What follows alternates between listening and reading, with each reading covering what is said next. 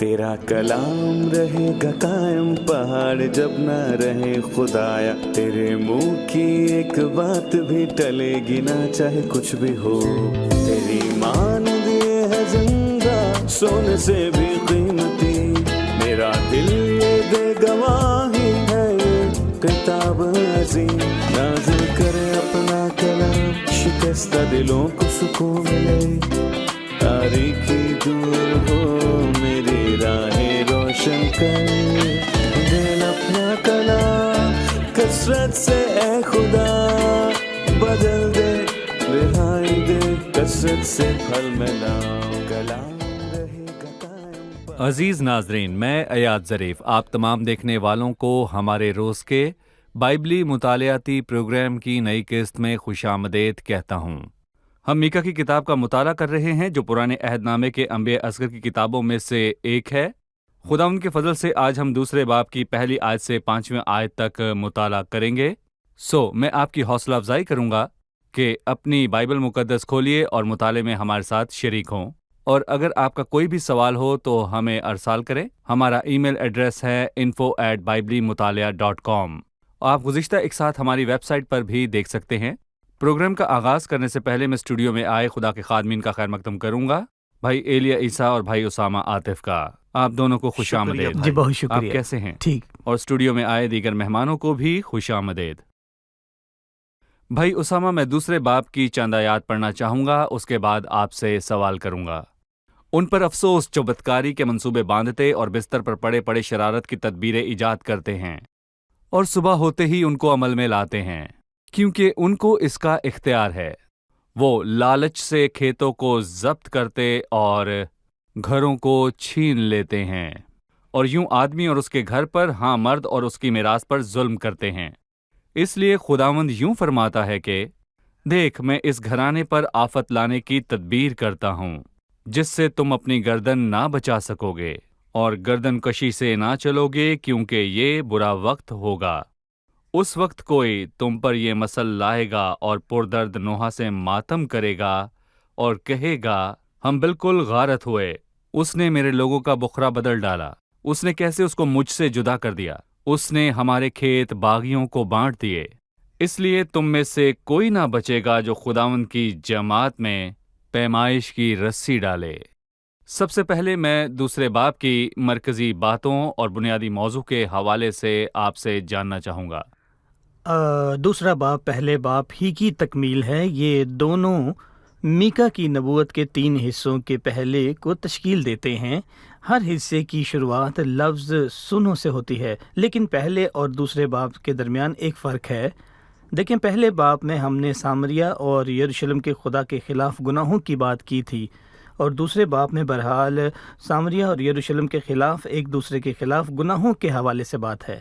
لہٰذا ہمارے پاس ان شریر کاموں کی ایک فہرست ہے جو انہوں نے ایک دوسرے کے خلاف کیے، جن میں شہوت پرستی ہے جو کہ واضح طور پر 10ویں حکم کی خلاف ورزی کرتا ہے، لالچ، سماجی ظلم اور زیادتی، غریبوں کے حقوق کو نظر انداز کرنا۔ ہم جھوٹے نبیوں کے کام کو دیکھتے ہیں جو ان دنوں شمار میں بڑھ گئے تھے، اور ہم نے کتاب کے تعارف کے درمیان بتایا کہ میکا کی کتاب کا ہر حصہ افسوس سے شروع ہوتا ہے، اور وہاں سے شروع ہو کر اس کے وعدے کے ساتھ ختم ہوتا ہے۔ اس کی شروعات عدالت سے ہوتی ہے اور اختتام برکت سے ہوتی ہے۔ دوسرے باب میں بھی ایسا ہی ہے، جہاں نبوت کے پہلے حصے کا اختتام ہوتا ہے، اور 12ویں اور 13ویں آیت میں ہم دیکھتے ہیں کہ جبکہ ہم نے پچھلی 11 آیات میں ان کو ہیبتناک گناہوں سے پردہ اٹھایا جنہیں لوگوں نے ایک دوسرے کے خلاف کر دیا تھا، دیکھیں 12ویں اور 13ویں آیت میں ہم نے نجات اور برکت کے وعدوں کو دیکھا۔ بھائی ایلیا، بھائی اسامہ نے جو کہا میں اس پر آپ کی رائے جاننا چاہوں گا،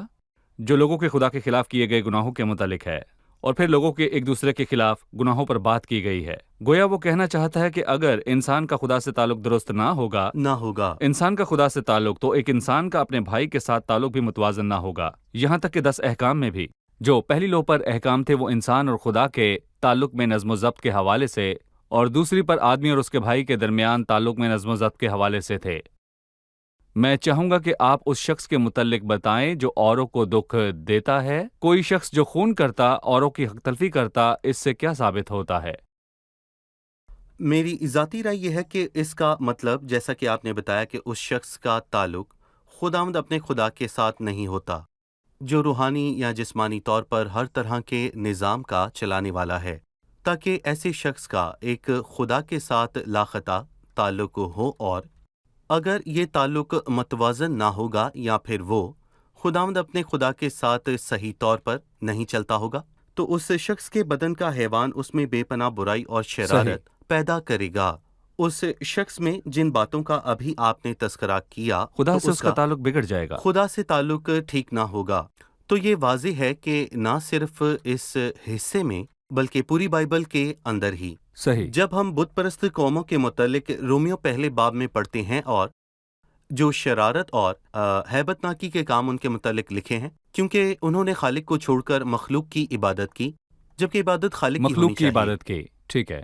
لہٰذا اگر آپ کے سامنے ناانصافی، خون ریزی، تشدد ہوتا ہے تو جان لیں کہ ایسے کام کرنے والوں کا خدا کے ساتھ کسی قسم کا کوئی تعلق نہیں ہے۔ صحیح۔ اگر ان کا خدا سے حقیقی تعلق ہو تو ان کے ایک دوسرے کے ساتھ بھی اچھے تعلقات ہوں گے، ٹھیک ہے۔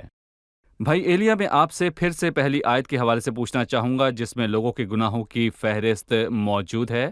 ان پر افسوس جو بدکاری کے منصوبے باندھتے اور بستر پر پڑے پڑے شرارت کی تدبیریں ایجاد کرتے ہیں اور صبح ہوتے ہی ان کو عمل میں لاتے ہیں کیونکہ ان کو اس کا اختیار ہے۔ اس آیت کے حوالے سے آپ ہمیں بیان کیجیے۔ سب سے پہلے ہمیں لفظ افسوس پر غور کرنا ہے، یعنی کہ نبی الہی عدالت کا اعلان کر رہا ہے ان لوگوں کے خلاف، جیسا کہ بھائی نے واضح کیا کہ یہ صرف ان کے خدا کے خلاف گناہوں کا سبب نہ تھا جو کہ پہلے باب میں ہیں، بلکہ ایک دوسرے کے خلاف گناہوں کا سبب بھی تھا۔ اور عجیب بات یہ ہے کہ نبی بھی ان لوگوں کا یہاں پر واضح طور پر تذکرہ کرتا ہے جو بدکاری کے منصوبے باندھتے ہیں، اور پہلی نظر میں ایسا لگتا ہے کہ جیسے یہ زناکاری کی طرف اشارہ ہے۔ یہ وہ گناہ ہے جو اس وقت کیے جاتے تھے، لیکن ہم اس کو ایک مختلف زاویے سے بھی دیکھ سکتے ہیں۔ یہ لوگ بدی کے منصوبے باندھتے ہیں، یہاں تک کہ سوتے ہوئے بھی، اور اس کا مطلب یہ ہے کہ ان کے دلوں میں خیالات اور منصوبے ہیں، وہ منصوبہ بندی کرتے ہیں۔ اس سے ہمیں اشارہ ملتا ہے کہ بدی فوراً ہی پھوٹ نہیں نکلتی، اس کے لیے پہلے منصوبہ بندی کی جاتی ہے، اور وہ اس کے لیے کچھ انتظامات کرتے تھے، اور پھر جب صبح کو کوئی شخص جاگتا تو وہ اسے عملی جامہ پہنانے کے قابل ہوتا، یعنی جس بات کا رات کو منصوبہ باندھا گیا تھا، کیونکہ یا تو اس کے پاس اختیار ہے یا پھر اس کے پاس پیسہ ہے، جس کی منصوبہ بندی اس نے کی، اور اسے صبح کو عملی جامہ بھی پہنانا ہے۔ یہاں میں امثال کے 4 باب کی ایک آیت پڑھنا چاہوں گا، اور امثال کے 4 باب کی 16ویں آیت میں وہ کہتا ہے کہ کیونکہ وہ جب تک برائی نہ کر لیں سوتے نہیں، اور جب تک کسی کو گرا نہ لیں ان کی نیند جاتی رہتی ہے، کیونکہ وہ شرارت کی روٹی کھاتے اور ظلم کی مے پیتے ہیں۔ یہ وہ ہیں جو شرارت کے منصوبے باندھتے ہیں۔ اور مجھے یاد ہے کہ رسول رومیو کے پہلے باب میں ایک گروہ کا تذکرہ کرتا ہے جو نہ صرف شرارت کے منصوبے باندھتے ہیں بلکہ شرارت کے موجد ہیں۔ صحیح۔ ان کے حوالے سے کہا گیا ہے وہ شرارت کے موجد ہیں، ان کے پاس طریقے ہیں، اور وہ شرارت میں بڑے تخلیقی ہیں، روز وہ شرارت کو ایجاد کرتے ہیں۔ لیکن میں چاہتا ہوں کہ ہم اس پر بھی غور کریں کہ رومیو کے 13ویں باب میں ہمیں خبردار کیا گیا ہے، اور جسم کی خواہشوں کے لیے تدبیر نہ کرو۔ یہاں لفظ تدبیر سے مراد منصوبہ بندی ہے۔ ایک شخص جو خداوند سے دور ہے وہ شرارت کے اندر ہے، اور شرارت کے منصوبے باندھتا ہے اور اس پر محنت کرتا ہے۔ اگر ہماری روحانی حالت بگاڑ کا شکار ہے اور ہم نے اپنے برے بدن کو جو ہمیں شریر منصوبہ بندی اور اسے عملی جامہ پہنانے کے لیے وقف کر رکھا ہے، خدا ہمیں اس سے بچائے، کیونکہ یہ عدالت اور تعدیب کی وجہ بنتی ہے۔ آمین۔ دیکھیں خدا کا کلام شاندار ہے، کیونکہ یہ نہ صرف اعمال سے بلکہ خیالات ہی سے نمٹ لیتا ہے۔ یہ بہت سے ملکوں اور اقوام کے متعلق سنتے ہیں جو دہشت گردی اور جرائم سے نابردازمہ ہوتے ہیں، وہ ان کاموں کو ختم کرنا چاہتے ہیں، لیکن نہیں، وہ یہاں پر وہ ان کاموں کی مزاحمت کاموں کی کرتے مزاحمت ہیں، کرتے لیکن ہیں۔ کبھی کبھار مزاحمت تک نہیں کرتے، لیکن تب بھی کچھ عقل مند لوگ ہیں، لیکن مزاحمت سے بھی مطالبہ نتائج حاصل نہیں ہوتے۔ یہاں اس آیت میں لکھا ہے ان پر افسوس جو بدکاری کے منصوبے باندھتے ہیں۔ مسئلہ یہاں ہے، دیکھیں سب سے پہلے یہ معاملہ سوچ کا ہے۔ بھائی ایلیا نے مثال 4 کا حوالہ پیش کیا، اور میں چوتھے زبور کا حوالہ دینا چاہوں گا، جس میں ہم متبادل مشورے کے حوالے سے پڑھتے ہیں جو داؤد دیتا ہے، اپنے اپنے بستر پر دل میں سوچو اور خاموش رہو، لہٰذا جب آپ بستر پر سوتے ہیں شرارت کے حوالے سے سوچنا بند کریں، اگر شرارت میں منصوبہ ہے تو اور اس میں تیاری درکار ہے تو بھلائی کرنے خداوند کی خدمت اور اس کی مرضی کو پورا کرنے میں بھی ایسا ہے، اور اگر دیکھا جائے تو یہ بھی اتفاقاً آپ کے ذہن میں نہیں آتا صحیح۔ ہوگا، اور میں چاہتا ہوں کہ آپ دعا کریں اور خداوند سے درخواست کریں تاکہ آپ بھلائی پیدا کر سکیں۔ ٹھیک ہے، شکریہ۔ ابھی ہم ایک رپورٹ دیکھیں گے، پھر مطالعے میں آگے بڑھیں گے۔ جن سے خدا نے تعلق جوڑا اور جنہیں اپنے عہد میں داخل کیا ہے، ان کے لیے اس کی مرضی یہی ہے کہ وہ ہمیشہ فاتح ہوں۔ اگر وہ شکست کے مارے ہیں تو غلطی خدا کی نہیں، ان کی ہے۔ خدا نے ایمانداروں کے لیے بہت سے وسائل کو رکھا ہے جنہیں وہ جتنا چاہے اتنا استعمال کر سکتے ہیں، لیکن بے اعتقادی اور بغاوت سے روحانی مفلوج جنم لیتے ہیں۔ ماضی میں یہ بات اسرائیل کے لوگوں پر کئی بار صادق آئی، خاص کر جس روز میکا نبی کو خدا کا کلام دے کر ان کے پاس بھیجا گیا۔ تب ان کا حال بڑا مایوس کن اور بگڑا ہوا تھا۔ نتیجتاً خدا کی باتوں سے ان میں سمجھ بوجھ اور احساس سن پڑ جاتا ہے، سو وہ خدا اور انسان کی باتوں کے درمیان فرق کرنے کی صلاحیت کھو دیتے ہیں۔ ہمیشہ ایسا ہی ہوتا ہے، جب لوگ اس سچائی کے مطابق نہیں چلتے جس کی منادی کی گئی ہے، تب لوگ صحیح اور غلط کے درمیان پہچان کرنے کی قوت کھو دیتے ہیں۔ وجہ گناہ کا بطلان ہے۔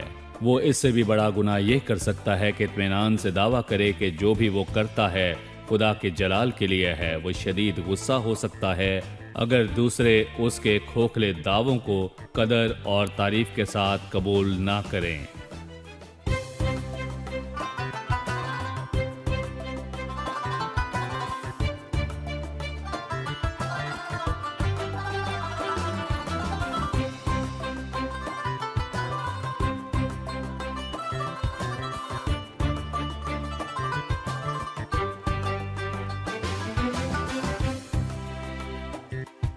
ہم جانتے ہیں کہ خداوند نے ملک کو اپنے لوگوں کے لیے تقسیم کیا، اس نے ہر قبیلے کے واسطے کثرت سے فراہم کیا، لیکن ہم دوسری آیت میں دیکھتے ہیں کہ انہوں نے لالچ سے کھیت ہڑپ کر لیے اور گھروں پر قابض ہو گئے۔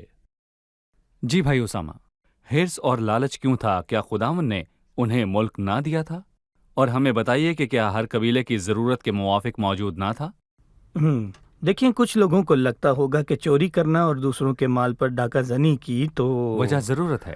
وجہ ضرور کوئی ضرورت ہوگی، اور اگر ضروریات پوری ہو جاتی تو لوگوں کو چوری کرنے کے لالچ نہ ہوتا۔ یقیناً یہ خام خیالی ہے، کیونکہ گناہ انسان کے شریر دل سے پھوٹ کر نکلتا ہے، اور شریر بدن لالچ اور ہوس کے سوا کچھ پیدا نہیں کرتا۔ انسان اوروں کے کھیت کھلیان اور گھر جائیداد یا دولت کا لالچ اس لیے نہیں کرتا کیونکہ وہ ضرورت مند ہے، بلکہ یہ سب ہونے کے باوجود کرتا ہے۔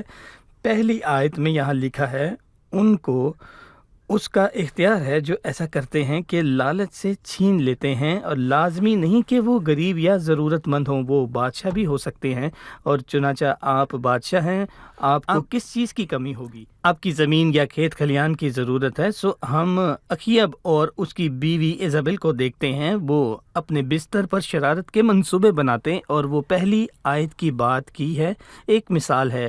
ہم دوسری آیت میں اس کے نتائج دیکھ سکتے ہیں۔ ان کے نزدیک یرزیلی نبوت ہے، جس کے پاس کھیت تھا جس کا ایک پاکستان تھا، جسے اخیب ایک سبزی کے کھیت میں تبدیل کرنا چاہتا تھا۔ کیا یہاں پر آپ کو عیساؤ کی یاد نہیں آتی کہ جس نے ایک وقت کے کھانے کے لیے پلوٹے ہونے کا حق بیچ دیا؟ ضروری نہیں لالچ انسان کی ضرورت سے متعلق ہی ہو، بلکہ اس کا تعلق انسان کی بدی سے ہے۔ भले ही इंसान दुनिया में अमीर तरीन हो मैं जाए। अमीर लोगों के लिए कुछ नहीं कहना चाहता, जी। ना ही गरीबों की तरफदारी करना चाहता हूँ। मैं कहना चाहता हूँ कि लालच बनीनो इंसान में आम है, सही। लेकिन मैंने अमीरों में इसकी मौजूदगी ज़्यादा देखी ठीक है भाई एलिया, जदीद तारीख में हम आए रोज़ अखबारात में चोरों और डाकुओं से मुतल्लिक तहवील फरिश्त देखते हैं, और आला ओहदों पर फाइज लोगों को जेल जाते भी, या वो जिनके पास इख्तियारात या दौलत है। लोग हमेशा सोचते हैं कि जिनके पास पैसा है, मिरास है, जायदाद है, वो कैसे चोरी करके जेल चले जाते हैं। लेकिन भाई उसामा ने हमारी तवज्जो अखीब और इज़ाबेल की तरफ दिलाई, जिन्होंने यज़रेली नबूवत के साथ नाइंसाफ़ी की। आप हमें इस वाक़े के हवाले से बताएं। मैं इस बात की वजाहत करना चाहूँगा कि जब कोई शख्स खुदावंद से दूर होता है, भले ही वो ईमानदार हो, पर खुदा से उसका वो ताल्लुक टूटा हुआ है, या अगर वो रूहानी कमज़ोरी के दौर से गुजर रहा है, वो ऐसा कर सकता है। उसके दिल में लालच आ सकता है, आसपास के किसी खेत का या दौलत का ज़्यादा लालच ही नहीं, बल्कि किसी ऐसी चीज़ का भी जिस पर उसका कोई हक नहीं है, वो उसका लालच भी कर सकता है। और वो जो नहीं पा सकता, वो उसका लालच कर सकता है। वो अपनी दोस्त की बीवी का लालच कर सकता है जिस पर उसका कोई हक नहीं है, और ये सब बदन की शरारत के काम हैं। लेकिन अखियाब की वाज़े कहानी ये है कि उसने यज़रिएल के ताकिस्तान का लालच किया, और देखिए कि एक बादशाह के पास बहुत सी चीज़ें हैं, लेकिन उसका खुदा के साथ कोई ताल्लुक ना था, इसलिए उसने उस खेत का लालच किया। सो उसने यज़रिएल बिन नबूत के कत्ल का मंसूबा अपनी बीवी के साथ मिलकर बांधा, ताकि उसके खेत को मिलकर हड़प कर लें। और मैं कहूँगा कि शायद हम इसको बेहतर तौर पर समझ सकते हैं अगर हम पहले सलातीन के 21वें बाब को पढ़ें और रूहुल कुद्स की राय लें, और इस वाक़े के मुतल्लिक जो पहले सलातीन के 21वें बाब में दर्ज है, पहली आयत से, इन बातों के बाद ऐसा हुआ कि यज़रिएल नबूत के पास यज़रिएल में एक ताकिस्तान था जो सामरिया के बादशाह अखियाब के महल से अलग हुआ था। सो अखियाब ने नबूत से कहा कि अपना ताकिस्तान मुझे दे दे, ताकि मैं उसे तरकारी का बाग बनाऊं, क्योंकि वो मेरे घर से लगा हुआ है, और मैं इसके बदले तुझको उससे बेहतर ताकिस्तान दूंगा, या अगर तुझे मुनासिब मालूम हो तो मैं तुझको उसकी कीमत नगद दे दूंगा। वाज़े रहे कि अखियाब को ये करने के लिए उसकी लालच और हिस ने मजबूर किया। भले ही खुदा की तरफ से ये वाज़े हुक्म था कि वो ज़मीन बेची या किसी को ना दी जाए। ये एक मिरास है जो खुदावंद ने उन्हें अता की। उन कदीम हदूद को ना सरका। जी हाँ, नबू जो अहकाम को समझता था, उसने अखियाब से कहा, खुदावंद मुझसे ऐसा ना कराए कि मैं तुझे अपने बाप दादा की मिरास दूं। और अखियाब उस घर में अब शदीद कहर और गज़ब के साथ दाखिल हुआ, क्योंकि अज़रिएल नबूत ने उसे ऐसा जवाब दिया। लेकिन उसकी शरीर बीवी ने उसे एक हल पेश किया। कहानी का अंजाम नबूत के कत्ल और ताकिस्तान के हड़प कर जाने से होता है, और ये सब लालच की बिना पर हुआ। और नए अहदनामे में बाइबल हमें सिखाती है कि हिर्स गुनाह है। ठीक है, ये वाकई इतनी आसानी से ख़त्म नहीं होता। कहानी का इख्तिताम ये नहीं कि अखियब ने नबूवत का पाकिस्तान हड़प लिया, गोया कोई खुदा किस पर शरारत अदालत नहीं क्या हुई। थी? यकीनन उसका बदला खौफनाक अदालत से लिया गया। अखियब ने एलिया तशबी का सामना किया, जिसने सख्त अदालत का ऐलान किया कि उस पाकिस्तान में कुत्ते तेरा और तेरी बीवी इज़ाबेल का लहू चाटेंगे। फरेब ना खाओ, खुदा ठट्टों में नहीं उड़ाया जाता फरेब है। ना खाओ, खुदा ठट्ठों में नहीं उड़ाया जाता। बिल्कुल सही। क्योंकि आदमी जो कुछ बोता है वही काटता है। वही काटेगा। बिल्कुल। यहाँ बोने और काटने से मैं तीसरी आयत के मुतल्लिक जानना चाहूँगा कि कैसे खुदा ने अपनी अदालत पर अमल दरामद किया और इन गुनाहों की अदालत करने का सोचा। तीसरी आयत, इसलिए खुदा यूँ फरमाता है कि देख मैं अपने घराने पर आफत लाने की तदबीर करता हूँ, जिससे तुम अपनी गर्दन ना बचा सकोगे और गर्दन कशी से ना चलोगे, क्योंकि ये बुरा वक्त होगा। आप इस आयत के हवाले से हमें बताइए। ये मंतकी है कि जो कोई कुछ बोएगा वही काटेगा। ये असूल دیکھیں یہ اصول شاید کچھ لوگوں کے لیے خوفناک ہو، لیکن میں سمجھتا ہوں کہ یہ اصول انصاف پر مبنی ہے اور کچھ لوگوں کی حوصلہ افزائی کرتا ہے۔ اگر میں شرارت کرتا ہوں تو یہ میرے لیے خوفناک ہے، بے شک انہیں نہیں ہوا ہوگا، وہ گرد و باد کاٹیں گے، لیکن یقیناً جو آنسوؤں کے ساتھ بوتے ہیں وہ خوشی کے ساتھ ہمیشہ کاٹیں گے۔ اس اصول کے دو چہرے اور دو کنارے ہیں۔ اس اصول کے اندر بذات خود کچھ غلط نہیں ہے کیونکہ یہ ایک منطقی اصول ہے۔ میں عام ناظرین کی زبان میں کچھ کہنا چاہوں گا، جی بالکل۔ جو شاید اس وقت ہمیں دیکھ رہے ہیں، جن کے کھیت کھلیان لے لیے گئے ہیں، ان کے بچوں کو ان کی آنکھوں کے سامنے مارا گیا، انہیں اپنے شہر، اپنے گھر یا اپنے گاؤں سے نکالا گیا، اور ایسا ہوتے ہوئے ہم کچھ ممالک کو سوشل میڈیا پر دیکھتے ہیں۔ تو کیا ہمارے ناظرین بائبل میں شرارت کے بدلے بائبل میں خدا کی فوری عدالت کے متعلق پڑھتے ہیں، لہٰذا وہ الجھن کا شکار ہو جاتے ہیں؟ کیا خدا بدل گیا؟ وہ شرارت کا بدلہ فوراً کیوں نہیں دیتا؟ پوچھنا یہ ہے کہ جن لوگوں کا خاندان قتل کیا گیا، ان کے کھیت کھلیان لے لیے گئے، اب تک ان کی عدالت نہیں ہوئی۔ اس کے متعلق آپ کیا کہیں گے؟ دیکھیں یہ سوالات برحق ہیں، لیکن آج ہم فضل کے دور میں ہیں، اور دیکھیں کہ خدا اپنے قہر کو ظاہر کرے گا اور قوت کا مظاہرہ کرے گا، لیکن اپنے قہر اور قوت کا مظاہرہ کرنے کے لیے وہ صبر کے ساتھ شریروں کی شرارت کو برداشت کرتا ہے۔ سچائی یہ ہے کہ عدالت فوراً نہیں ہوتی، لیکن اس کا مطلب یہ نہیں کہ وہ ہے نہیں۔ خدا شاید شریروں اور گناہ گاروں کو موقع دے رہا ہے تاکہ وہ اپنے گناہ سے باز آئیں اور خدا کے پاس لوٹ آئیں، کیونکہ خدا کی خوشنودی شریروں کی ہلاکت میں نہیں۔ بائبل یہاں تیسری آیت میں کہتی ہے، اس لیے خداوند یوں فرماتا ہے کہ دیکھ اس گھرانے پر آفت لانے کی تعبیر کرتا ہے۔ آفت کا مفہوم جی کیا ہمیں ہے؟ واضح کرنا ہے کہ اخلاقی شرارت اور ناگہانی آفت یا مشکلات کے درمیان فرق۔ خدا کبھی بھی اخلاقی بدی کے بارے میں نہیں سوچ سکتا، وہ کبھی بھی ناانصافی نہیں کرے گا۔ خدا کبھی کسی رحم کے مستحق کے ساتھ بے رحمی سے پیش نہیں آئے گا۔ خدا کبھی اسے نکال نہ دے گا جو اس کے نزدیک آنا چاہتا ہے، لیکن اگر کوئی شرارت کے بیج بوئے اور بازد رہے اور اپنے دل کی شہوت پرستی پر بازد رہے، تو کیا وہ بدی کو بو کر کیا بدی نہیں کاٹے گا؟ بدی ہی نہ کاٹے گا، سو یہاں آفت وہ بدی ہے جو اس کے خاندان پر یا شہر پر یا قوم پر گر وہ پڑے گی، قوم کیونکہ باغی وہ ہے۔ قوم باغی ہے جی۔ اور خدا کی پاکیزگی کے معیار کو رد اور وہ کیا گیا ہے۔ غلامی میں صحیح۔ ہوں گے۔ یہ اخلاقی جی۔ بدی نہیں ہے، بلکہ ان کے خلاف خدا کی ان کے عدالت ہے۔ خلاف خدا کی عدالت ہے۔ لیکن یہاں میں ایک اور بات کہنا چاہوں گا۔ کبھی کبھار بہت سے لوگ ناکام ہوتے ہیں، رنجیدہ ہوتے ہیں، لیکن جب ان کے کھیت کھلیان لے لیے جاتے ہیں صحیح۔ اور انہیں نکال دیا جاتا ہے اور وہ دیکھتے ہیں کہ خدا نے بدی کے خلاف عدالت نہیں کی، تو ضروری یہ ہے کہ بدی کی فصل کاٹی جائے، بھلے ہی ایسا زمین پر نہ ہو، لیکن ابدیت میں خوفناک کٹائی ہوگی جو کبھی ختم صحیح۔ نہ ہوگی۔ اب خدا کے صبر کا وقت ہے۔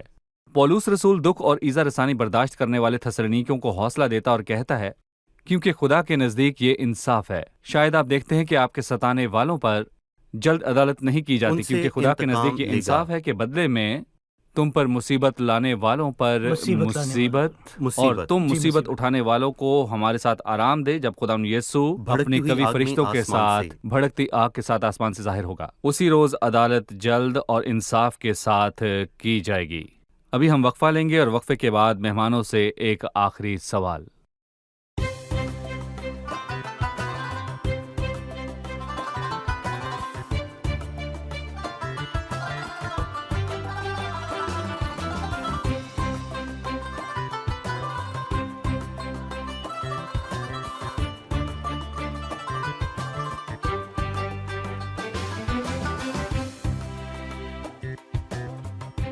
چوتھی آیت کے متعلق ہمیں بتائیں۔ جی بھائی ایلیا۔ دیکھیے، میں یہاں پر یہ کہوں گا کہ آئیے پہلے حصے کو پڑھتے ہیں جو کہ مشکل نظر آتا ہے، اور یہ بھی اس نبوت کی ایک بات ہے جو سمجھنے میں مشکل نظر آتی ہے۔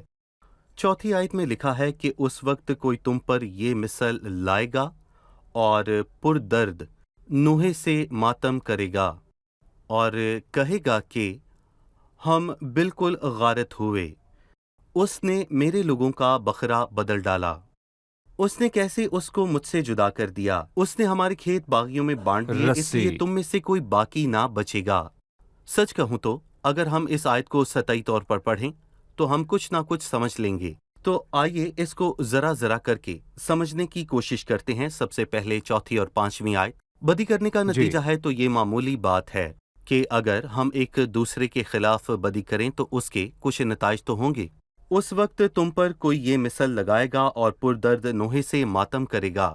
میرا خیال ہے کہ یہاں خدا کہہ رہا ہے کہ اس روز تمہارے دشمن تم پر لان تان کریں گے اور دوسرے بھی تم پر پردرد نوحے سے ماتم کریں گے اور تمہارے کیے پر روئیں گے اور کہیں گے کہ ہم بالکل غارت ہوئے، اس نے میرے لوگوں کا بکرا بدل ڈالا، اس نے کیسے اس کو مجھ سے جدا کر دیا، اس نے ہمارے کھیت باغیوں کو بانٹ دیے۔ میں کہوں گا کہ یہاں خداوند انہیں یہ بتانا چاہ رہا ہے کہ جو میراث انہیں دی گئی ہے وہ ان سے واپس لے لی جائے گی۔ وہ بدل حصہ دے جو گا۔ خداوند نے اس قوم کو بخشا ہے وہ ان سے واپس لے لیا جائے گا اور ان کے اسوری دشمنوں کو دے دیا جائے گا جو ان کے ملک پر قبضہ کر لیں گے، اور یہ سب خداوند کی اجازت سے ہوگا۔ اس لیے 5ویں آیت میں لکھا ہے کہ تم میں سے کوئی نہ بچے گا جو خداوند کی جماعت میں پیمائش کی رسی ڈالے، اور ملک خالی ہو جائے گا ان لوگوں سے جو کہ اسرائیل کے لوگ ہیں، جو ملک کے وارث ہیں، جنہیں پیمائش کی رسی ڈال کر اس کی ملکیت کا وارث ہونا چاہیے، یہاں تک کہ جب ملک لے لیا گیا تو تجارت کی گئی تو بھی 49 برس کے بعد سال یوبلی میں انہیں واپس کیا جا سکتا تھا۔ خداوند کی باتوں سے واضح ہے کہ وہ ان سے کہہ رہا ہے کہ ملک انہیں واپس نہ کیا جائے گا، سال یوبلی میں بھی نہیں، اور تم میں سے کوئی نہ بچے گا جو خداوند کی جماعت میں پیمائش کی رسی ڈالے۔ اسرائیلی بذات خود وہاں موجود نہ ہوں گے، یہاں تک کہ ان میں سے کوئی بھی نہ ہوگا جو اپنی میراث کے ملک میں پیمائش کی رسی ڈالے۔ ٹھیک ہے بھائی اسامہ، یہاں ہم دیکھتے ہیں کہ شرارت کے نتیجے میں میراث کھو گئی۔ سچائی یہ ہے کہ وہ اپنے ملک سے محروم ہو گئے جب تک خداوند انہیں بحال نہ کرے، اور یہ تب ہوگا جب وہ بڑی مصیبت کے اختتام پر توبہ کریں گے۔ خداوند خود کو ان پر ظاہر کرے گا اور انہیں 1000 سالہ بادشاہی کی برکتوں میں بحال کرے گا۔ لیکن دوسری جانب میں ایمانداروں کی میراث کے متعلق جاننا چاہوں گا جو کلیسے دور میں یعنی فضل کے دور میں آج ہے۔ کیا کوئی امکان ہے کہ ایماندار کی میراث اس سے کھو جائے بھلے ہی وہ بدترین روحانی حالت میں ہو؟ نہیں، خدا نہ کرے کہ پطرس کے پہلے خط میں بطور ایماندار ہماری میراث کے متعلق یہی ظاہر کیا گیا ہے کہ وہ کہتا ہے کہ ہمیں اور ہماری میراث دونوں کو محفوظ رکھا گیا ہے۔ اگر ہم پہلے پطرس کی 3 آیت کو پڑھیں تو لکھا ہے، ہمارے خداوند یسوع مسیح کے خدا اور باپ کی حمد ہو جس نے یسوع مسیح کے مردوں میں سے جی اٹھنے کے باعث اپنی بڑی رحمت سے ہمیں زندہ امید کے لیے نئے سرے سے پیدا کیا تاکہ ایک غیر فانی اور بے داغ اور لازوال میراث کو حاصل کر سکیں۔ اور لازوال یہودیوں کی میراث ان کی برائی کی وجہ سے بابد، دغاباز اور زوال اور پذیر ہوئی، تاکہ ایک غیر فانی اور بے داغ اور لازوال میراث کو حاصل کر سکیں۔ وہ تمہارے واسطے جو خدا کی قدرت سے ایمان کے وسیلہ سے اس کی نجات کے لیے جو آخری وقت میں ظاہر ہونے کو تیار ہے حفاظت کرے اور ہماری میراث کو محفوظ رکھا جائے۔ خداوند نے ان لوگوں کے خلاف عدالت کا اعلان کیا ہے اس لیے کہ وہ توبہ کریں۔ میں اس خوبصورت آیت کو بیان کرنا چاہوں گا، پیارے ناظرین سے اجازت ان الفاظ سے لیں گے، اور گردن کشی سے نہ چلو گے، یہ برا وقت ہوگا جبکہ خدا عدالت کا اعلان کرتا ہے۔ وہ اپنے لوگوں کا حلیم ہونے کا انتظار کرتا ہے۔ آپ نے اس پر غور کیا ہوگا کہ ان کی میراث ہماری میراث سے مختلف ہے کیونکہ وہ زمینی لوگ تھے، ان کی برکتیں زمینی برکتیں ہیں، جبکہ ہماری میراث اور ہماری برکتیں آسمانی ہیں۔ آسمانی اور مختلف اور عظیم بات وہ ہے جو ہمارے بھائی اسامہ نے کہی کہ ہماری میراث مختلف ہے۔ ہم اکثر لوگوں کے متعلق سنتے ہیں جنہیں اپنے والدین کی طرف سے زمینی میراث میں حصہ پانے کا پورا اختیار ہوتا ہے۔ شاید وہ مر چکے ہیں لیکن ان کی میراث باقی ہے، یا اس کے برعکس ان کی میراث کھو چکی ہے لیکن ہماری میراث آسمانی اور ہمیں بھی میراث محفوظ ہے، رکھا گیا کیونکہ خدا نے ہمارا ہاتھ اور تھام ہمیں بھی رکھا محفوظ ہے۔ رکھا ہم گیا۔ ہلاک ہو سکتے تھے جیسے بتیرے ہوئے۔ آپ کا شکریہ، آپ کا خدا ان کے شکریہ۔ فضل سے اگلی قسط میں ہم اپنا مطالعہ جاری رکھیں گے۔ تمام مہمانوں کا بہت شکریہ۔ ناظرین، خداوند یسوع مسیح زندگی کو بدلتا ہے۔ آپ اس نئی زندگی کا تجربہ کیوں نہیں کرتے جو آسودگی کی زندگی ہے، دینے والی اور پاک زندگی ہے؟ اگلی قسط میں پھر ملتے ہیں۔ خداوند آپ کو برکت دے۔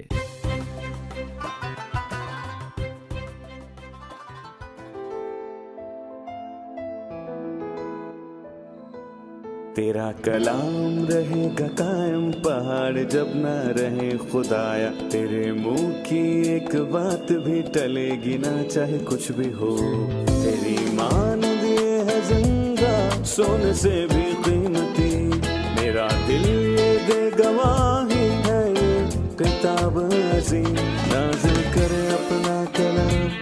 خستہ دلوں کو سکون ملے تاریکی دور ہو میری راہیں روشن کر دل اپنا کلام کثرت سے اے خدا بدل دے رہائی دے کثرت سے پھل ملاؤ کلام رہے گا قائم پہاڑ جب نہ رہے خدایا تیرے منہ کی ایک بات بھی ٹلے گی نہ چاہے کچھ بھی ہو